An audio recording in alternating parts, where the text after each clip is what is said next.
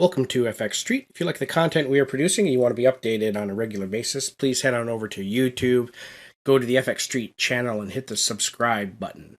You can also follow me individually on Twitter at JustAnalysis1. Taking a look at Chainlink, and oh man, has Chainlink been an exercise in frustration and irritation for anybody who's been a long-term hodler.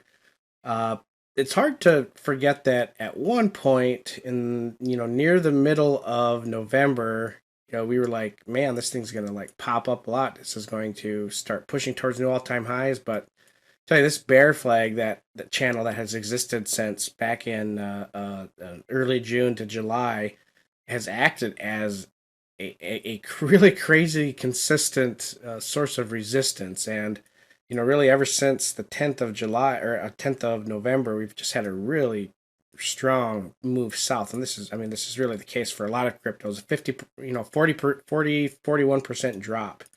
Um, and it's really at risk here of getting an even steeper drop. I mean, Chainlink has certainly been an overperformer over the last 2.5 years or so.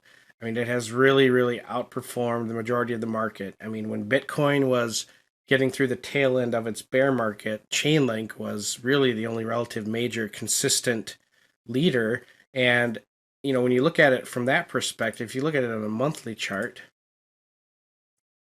I mean, it really has not had a huge corrective. I should just look at it on the 3-week chart. It has not really had a major correction yet. I mean, the most that it ever got close to for a major correction was in April of this year. But it still has some potential to keep moving south, despite the rest of the market showing some signs that may change. But from a daily chart perspective, just the warning on the short side of the market on lower prices is related to where it's trading at right now. So it's trading right against the 50% fib retracement, which is at $25.61, and the daily Kijun Sen, where it's at below at $25.15. So it's below the $25 itself. That is a powerful psychological number. We're trading below that, and then the support zone below that is at 2260. And that's really where the volume profile begins to thin out considerably. And I wrote in the title that below $20 is the danger zone, and it is. Below $23, sorry, below $23 when you look at the volume profile, what happens?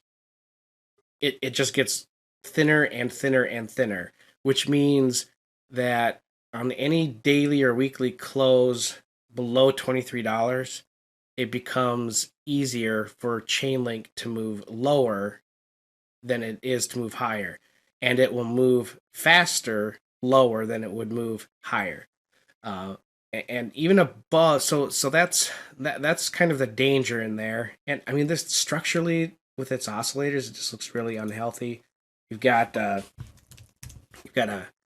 bear flag within the oh, you know what? It won't like me doing that because it's logarithmic. Well, there's a bear flag here within the composite index. You have this strong bounce off of these extreme lows in the optics bands, but not a lot of follow through. And you can see that the RSI, we're probably going to have to shift it into bear market territory. We'll have to see. 40 is the final oversold level in a bull market, and that's where Chainlink has struggled over the last week or so to get back above. So the downside pressure there definitely remains. However, looking at this from a weekly perspective, it's a little different. Everything about the Ichimoku chart on the weekly chart is extremely bearish. In fact, the only thing missing for an ideal bearish Ichimoku breakout is the Chiku span, which is back here, this black moving average, which is not a moving average. It's just the mirror image of the current price action represented in a line chart.